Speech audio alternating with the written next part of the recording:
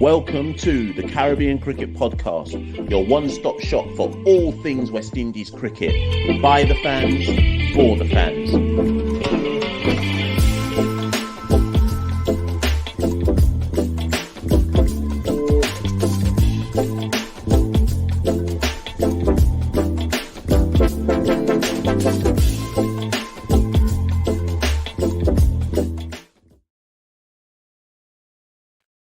Yes. Welcome back to another short edition. Why did I say small? Short edition of the Caribbean Cricket Podcast. I'm one half of the Caribbean Cricket Podcast, Machel St. Patrick Hewitt. And as the title suggests, this one is looking at Kraigg Braithwaite, the Test captain. This episode has been like cooking in the background for quite some time. I think I released a short on it shortly after the end of the West Indies South Africa Test series. There was a bit of traction around that. Loads of uncles saying to me, it's time for him to go. He doesn't offer nothing and he needs to be dropped, and so on and so forth. So whilst all of that was happening, I was saying to myself, I need to go crunch some numbers. I need to go look at what people are basing this on. Let me get this straight off the bat. I have no allegiance to Kraigg Braithwaite. I'm not sitting here saying, yeah, Craigg's a really good captain and he must stay because of how great he is. That's not me. I'm more pragmatic about it. I do not believe there is anything to be gained by removing Kraigg Braithwaite. I think it's much of a muchness. I don't think that any alternative does anything significantly better as a captain than Kraigg Braithwaite is currently doing. So all the while, and listen very carefully to what I'm saying, all the while there is no obvious choice as to who should replace Kraigg Braithwaite as captain. My argument is, why would you change him as captain? His form and the captaincy are two different things to me. The captaincy is not causing the bad form. Craigg's been captain now for going on 3.5 years, right? His first year in 2021 that he became captain, he averaged 35. The second year, have I got my numbers in the right order? The second year he was captain, 2022, he averaged 62 or 63 as captain. Last year in 2023, he averaged 35 as captain. So just pause there. That's his first 3 years as captain. Name me another test batter in the West Indies side that has been as consistent as that. 35, 62, 35 as averages as the captain. In 2024, he's down bad. I think he's like averaging 20 in 2024. And all of a sudden, as is the one in West Indies cricket, because we've run out of people to blame, so now we just have to blame Kraigg Braithwaite, right? So people are like, oh, Kraigg, his form is poor. He needs to be dropped. He needs to lose the captaincy, as if he wasn't good with the captaincy for the previous 3 years. Some people are acting as if he's always been bad batting with the captaincy. So what were the first 3 years about then? So to me, is Kraigg in a bad run of form right now? Most definitely.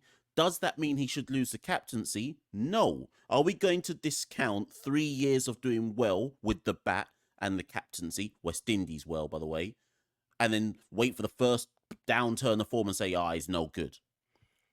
But then I said, you know what? Let me actually run the numbers. Since Kraigg Braithwaite became captain of the West Indies, these are the Test series results. And I advise everybody go and get a pen and a piece of paper to understand the numbers I'm giving to you. Because sometimes some of you lot watch these episodes and you run to the comments, start bashing up your keyboard, and you ain't even taken time to understand the argument. You're just running to the comment section full of emotion. Listen.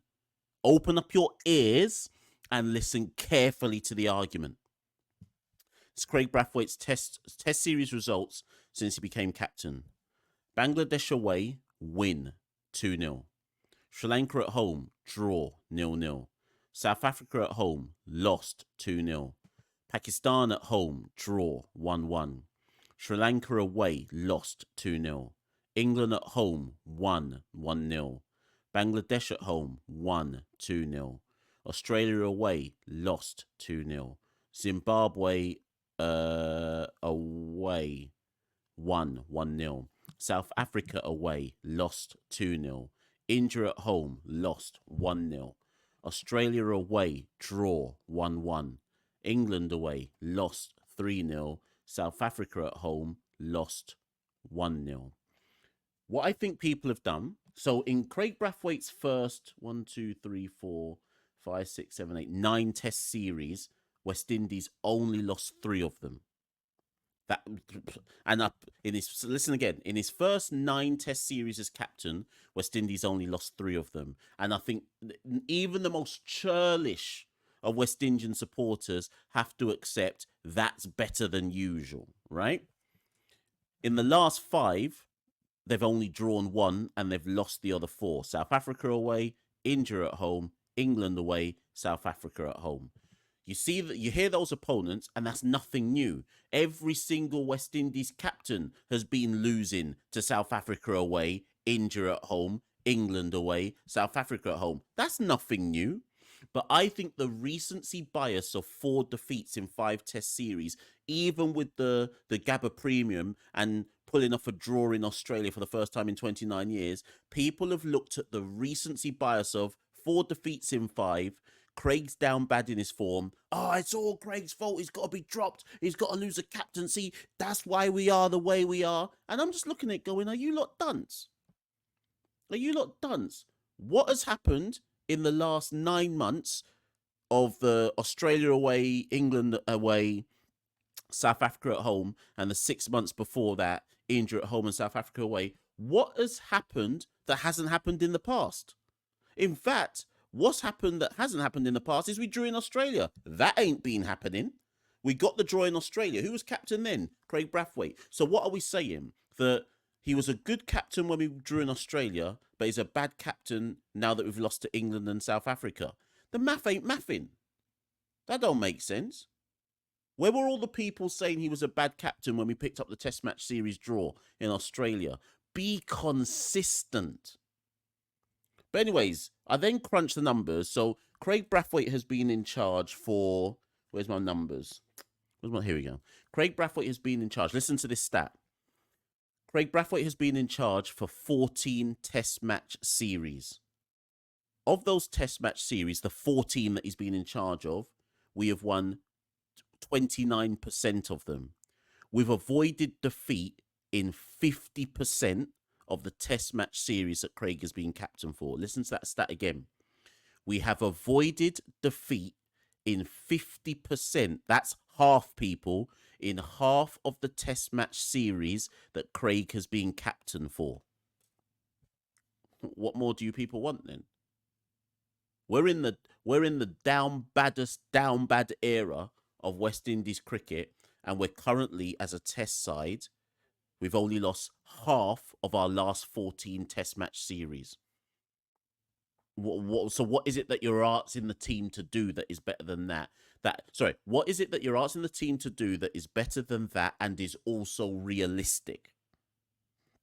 But I wanted to be fair. So I said to myself, okay, let me just be fair though, because the last captain before Kraigg was Jason Holder. And I said, let me just pull Jason's number, because Jason was the last captain to captain as long as Kraigg is captain. Jason was captain for 16 Test match series. Of those 16 Test match series that Jason was captain for, we won 4 of them. So we won 25% of the Test match series that Jason was captain for. 29% under Kraigg, 25% under Jason. But here's a key factor for me, or stat for me. We avoided defeat under Jason in 31% of the Test match series that he was captain for. Under Kraigg, we have avoided defeat 50% of the time. So, raw stats tell us that the current captain has a better statistical record than the previous captain. But now I've got uncles in the region saying to me, Kraig's got to go. He's not a good captain. He's down bad with the bat. It's time for him to go. The two things are not the same. For me, the conclusion is this. Kraigg is down bad with the bat, but we all know that there's no better openers in the region. But Kraigg is not a bad captain. That's my take on the situation. If you disagree, by all means, start bashing up your keyboard and get in the comments below and say, nah, you don't know what you're talking about. Stink London Englishman. You don't know what you're talking about. Cool, get in the comments. But then I'll leave you with this comment. Sorry, so some people are going to say, oh, but what about the captains before Holder? Ramdin was only captain for 5 test matches, so the sample size is too small. The only next captain you could have looked at was Darren Sammy. But I looked at Sammy and I was like, that was over 12 years ago. Am I really going to be looking at Darren Sammy's statistics? I can if you want, but what's the relevance here? I'm comparing Kraigg Braithwaite's stint as captain to the most recent captain we had, and statistically, we have got better with the next captain. It's not that I'm not saying that the captain is responsible for all this, but statistically, we are better under Kraigg Braithwaite's captaincy in tests than we were under Jason Holder's. What I will agree on, listen carefully. What I will agree on though is this: 14 test match series is a long time to be captain of the West Indies test team. I'm surprised that Kraigg isn't burnt out, but you have to also remember that we don't play that many test matches. What is it? Nowadays, it's like a 2 test match series every 6 months or something stupid like that. So it's not like we play a lot, right? But I'm surprised Kraigg isn't burnt out. Kraigg is approaching that point in time as the West Indies test captain where he's probably or should be starting to think about, how long can I keep doing this mentally? How long can I keep doing this? Now he's got a next young generation that he's got to bring through. Youth man policies being adopted right now. No one in the top 6 other than him and Jason really have a test record to speak of. So he's now got to take this next generation side through the mire and try and uplift them and back them and so on and so forth. So life ain't easy out here.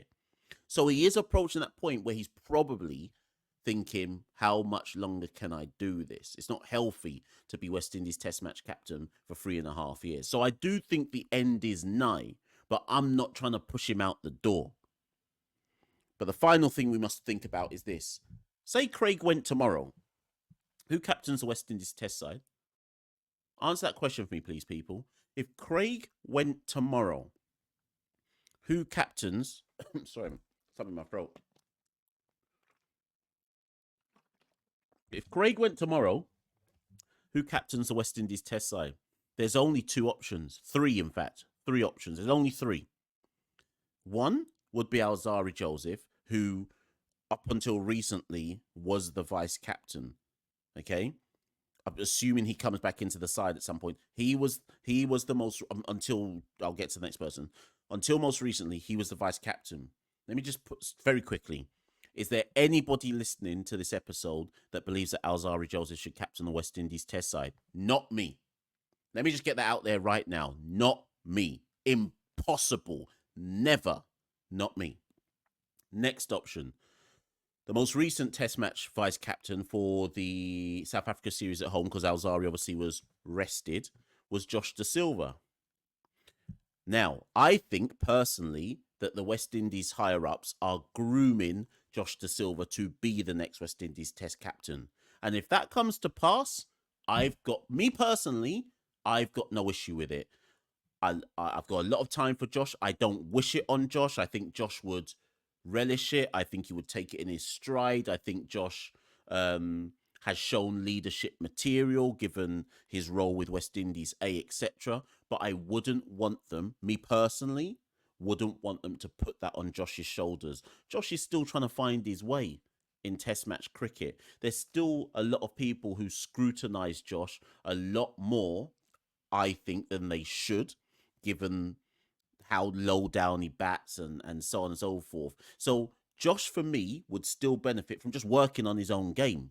But I can foresee a situation where his hand is forced and he has to take the captaincy. But I hope that doesn't happen for Josh until 2 years down the line, 18 months down the line, when he's got a couple more 50s and stuff behind him and people aren't calling for his head every time he doesn't make a 50 with the bat. I just think it puts him in a very difficult situation. And this is before I mention the other factor that I think some of the uncles in the region will raise hell about if Josh gets the captaincy. I want it made clear right now. Everyone knows what I'm talking about. Me and Santoki on the Caribbean Cricket Podcast, we have no issue with it. But I know for a fact that the Caribbean is the Caribbean, and there will be people in certain quarters around the Caribbean who will kick up a fuss and try to pretend like, oh, but it's not about that. Yeah, we see you. We see you, and we know what you're doing. So that will be a contention, whether people like it or not. For some elements in the Caribbean, it will be a deeply contentious issue if Josh was the next to get it. So you need to decide. You cool? You cool with that? I'm cool with it, but not now. I don't want that pressure on Josh's shoulders. And then the only other option you've got is Jason Holder. But I done give you the stats already. So who's the next captain then, people? Let me agree with you lot this one time and go, yeah, bun Kraigg Braithwaite, he shouldn't be captain no more. Okay, cool.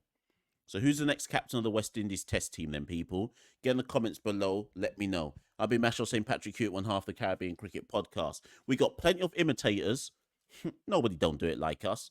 Like, share, subscribe. You know the drill. Put in your WhatsApps, put in the Facebooks, put in the TikToks, put in the Instas, whatever it is that you do to spread the message. Caribbean Cricket Podcast, #1, the one and only. Like, share, subscribe. And if you've got any little peas, head to www.patreon.com/Carib Cricket. Any little bit helps. Any little bit helps keep the show on the road. I'll be Machel St. Patrick here at 1/2 the Caribbean Cricket Podcast. See you all soon. We rule the cricket world. Now the rules seem coming. Welcome to the Caribbean Cricket Podcast, your one-stop shop for all things West Indies cricket. By the fans, for the fans.